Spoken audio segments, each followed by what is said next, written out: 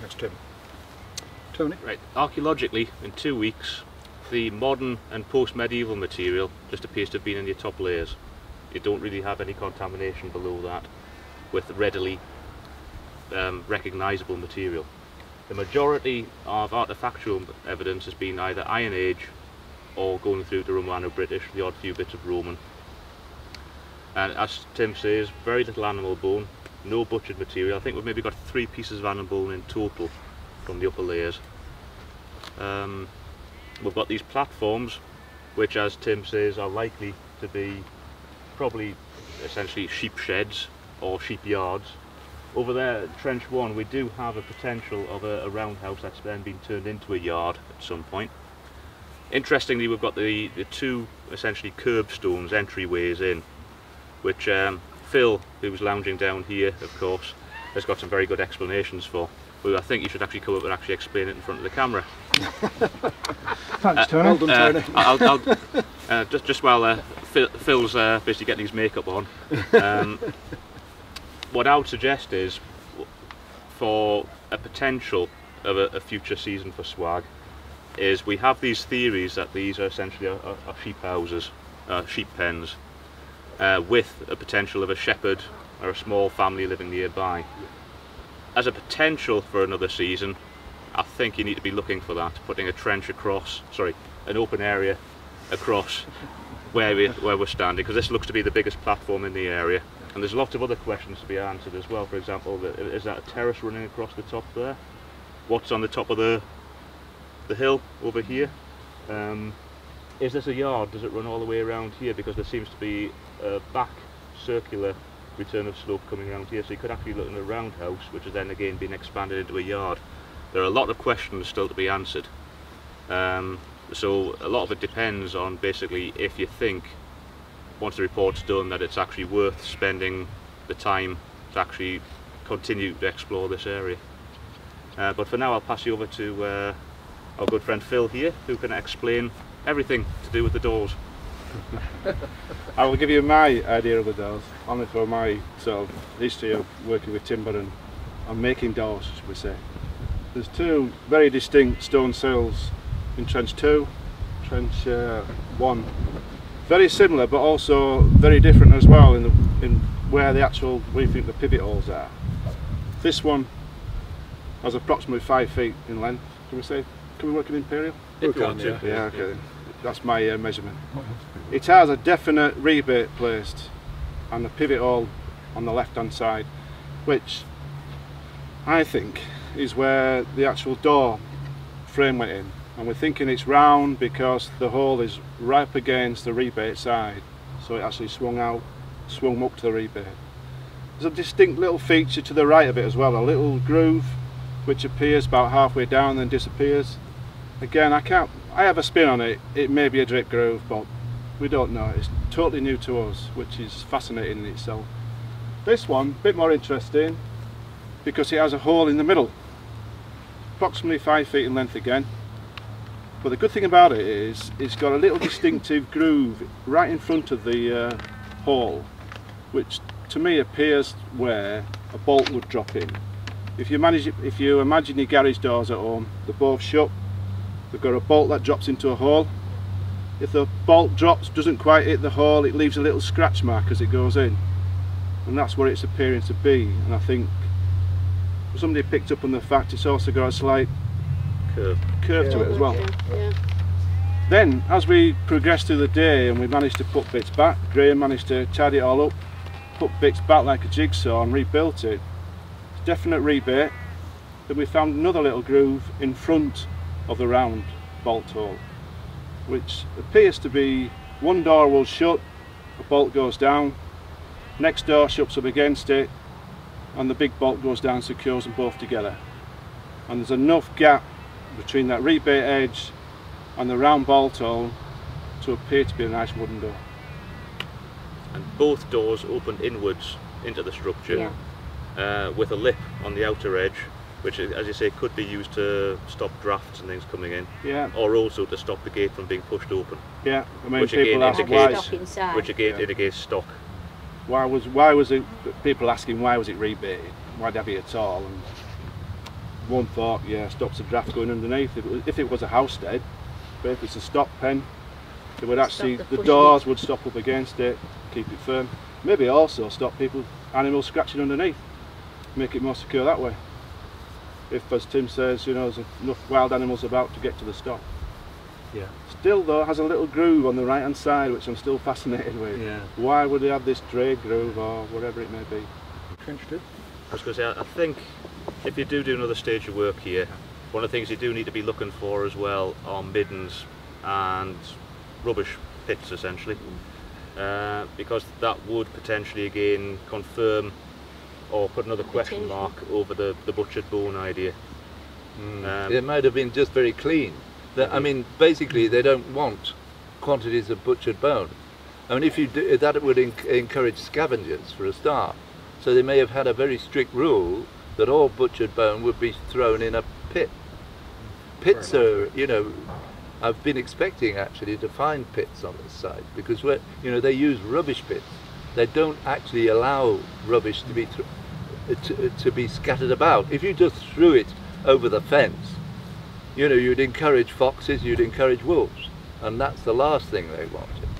And in fact, on Semawater, if you like, where the Middle Stone Age sites are, when the level of the lake was lowered, the bed of the lake, there was quantities of butchered bone of cattle, of sheep, and they were humanly worked bone. They were actually cut, and there were various artifacts, and they dated right back to the Neolithic.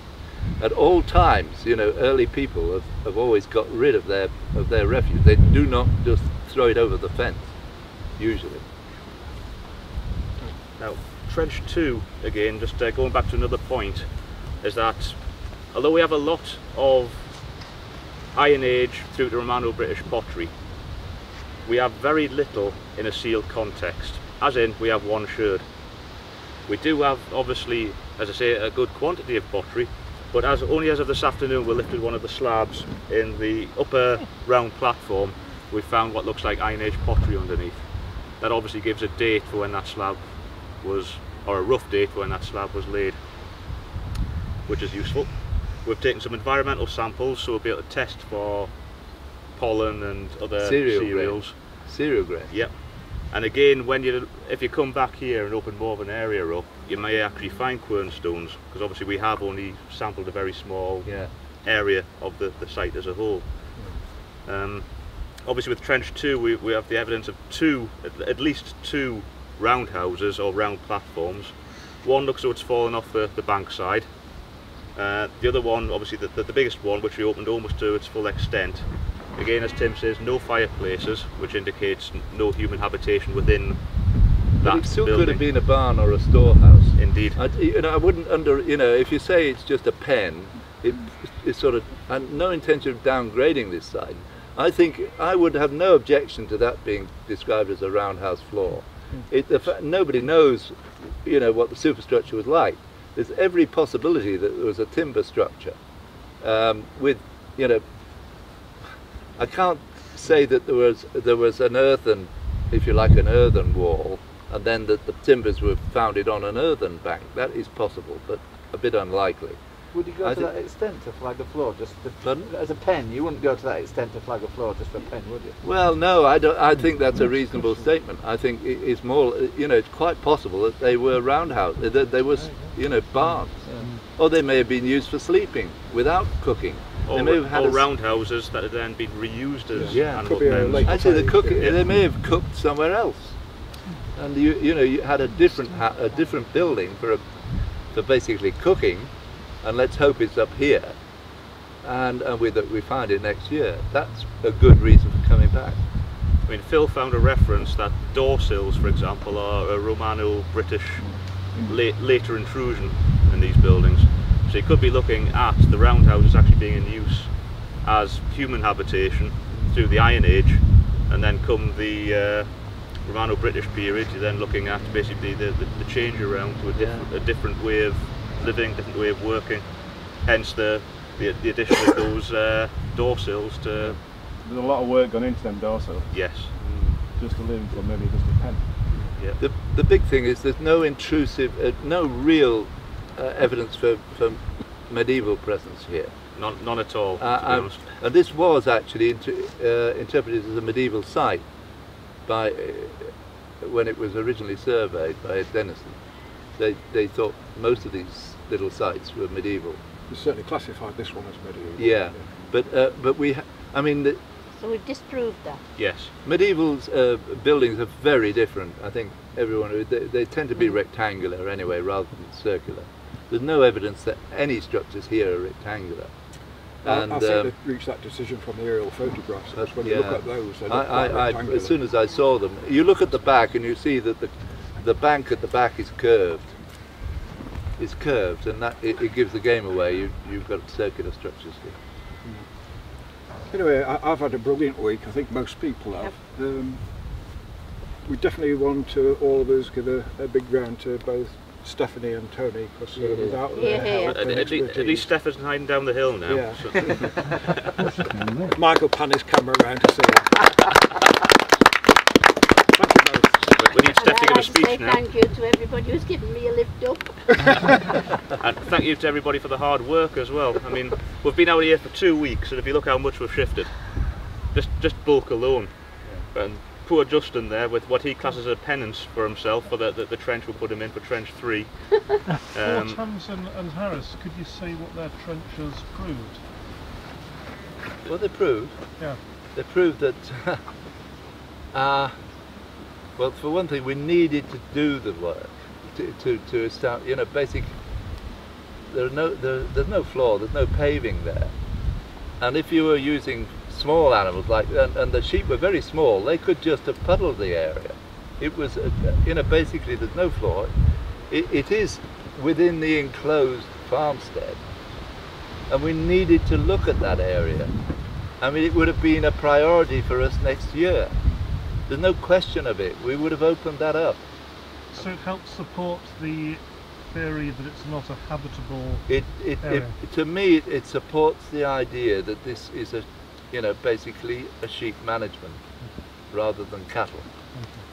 Could even be in a garden area, I suppose. Or a garden. It could have been a garden. Sheep Actually, were I like the size that. of terriers, weren't they? It could well have been a garden area, because the garden plots actually, I constantly in the literature see reference to garden plots on sites like this. Anyway, thanks everybody. Yeah, thank you for coming, and our 2 newest members over there who came along for a couple of days to have a bit of a scrape. Hope you've enjoyed it. Yeah, it's been great. Hope we haven't put you off. We'll be back next year. That's good. Great. There we go. Just keep an eye on the website. It's the tea and coffee that did it, isn't it? Yeah, yeah. And thank you to Flora for bringing flapjack on numerous occasions. I see you missed that, Tim. Yeah. Oh no, you got it one day. I didn't. I had my share. Yeah. So what we really need to know is how many are coming on Monday. Yeah. Because if there's less than 10, I'm not coming. And we need to get away. I'm going to come on Monday. Yeah, bring your own shovel. Yeah.